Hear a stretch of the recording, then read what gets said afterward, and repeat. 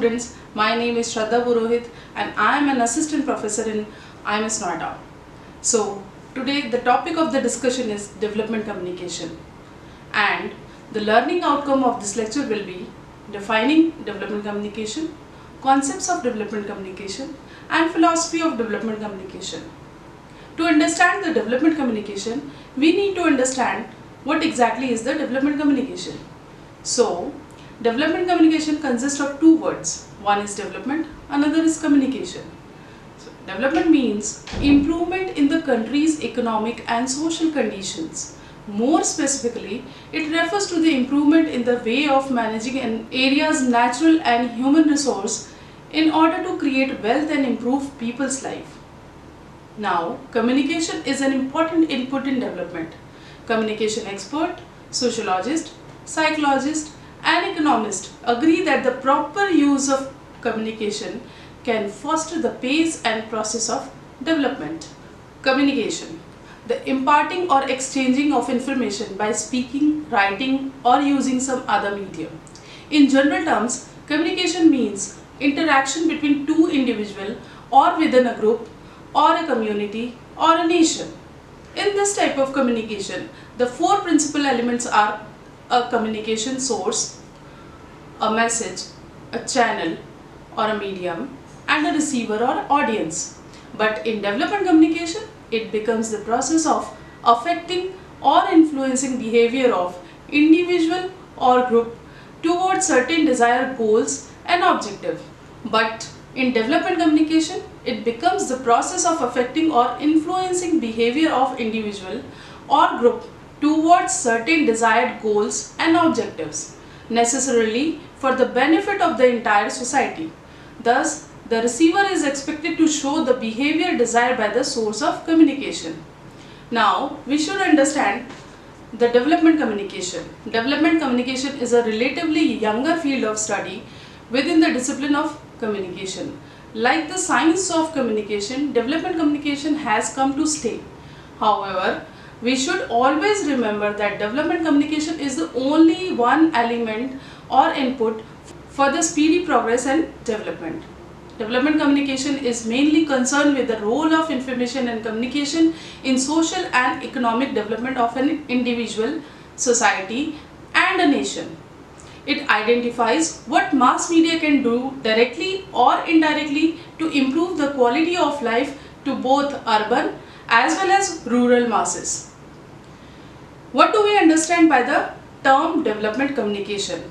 According to the Nora Kubrel 1975, development communication is an art and science of human communication applied to the speedy transformation of a country and the mass of its people from poverty to dynamic state of economic growth that makes possible greater social equality and the larger fulfillment of a human potential. Let us discuss the various concepts of development communication which Nora Kubrel has used in this famous definition of hers. She said that development communication is the art and science. Generally, we presume the art and science do not go together. But as far as the development communication is concerned, they can be together. Development communication is an art because one has to create his strategies and programs to communicate to his target audience. To communicate his message, he will create probability. To communicate his message, he will create probably a song, a drama, a talk, a poster, a film or a skit. Nora calls development communication a science because it follows a process of system. Because it follows a process or a system. Development communication is an art and at the same time is a science.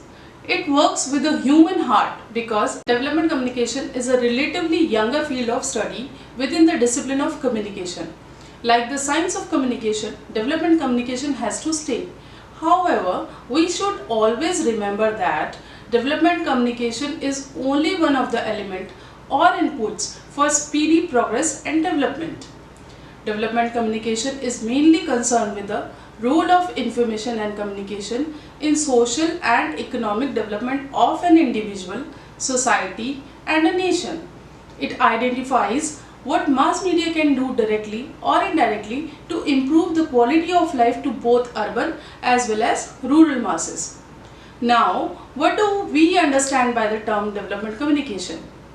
Now, according to Nora Kubrel, development communication is the art and science of human communication applied to the speedy transformation of a country and the mass of its people from poverty to a dynamic state of economic growth that makes possible greater social equality and the larger fulfillment of a human potential. Now, let us discuss the various concepts which Nora Kubrel has used in this famous definition of hers. She said that development communication is the art and science. Generally, we presume that art and science do not go together, but as far as this definition is concerned, they can be together. Development communication is art because one has to create his strategy and program to communicate to his target audience. To communicate his message, he will create probably a song, a drama, a talk, a poster, a film, or a skit. Nora calls development communication a science because it follows a process, a system.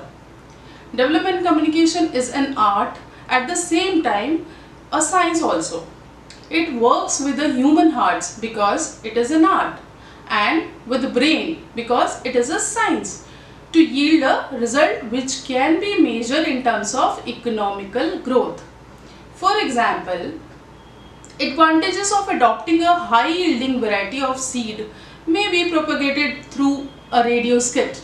This skit, when understood by the farmers, motivate them to use the seed of their own fields, and they may have increased harvest, which will definitely provide them with a higher income.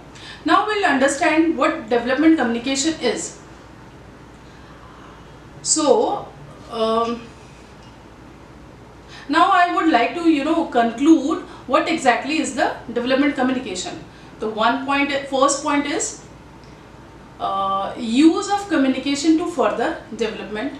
Second point, designing message to transform the behavior of the people. Third, communication that changes or improves the way of living of citizen of a country. And fourth, and the last one, identification and proper utilization of appropriate expertise in the development process. I hope now it must have cleared what is development communication. Now, development communication has two primary roles. One is transforming role and the other one is socializing role. A good and useful management strategy would always identify the important element and makes the user conscious about them.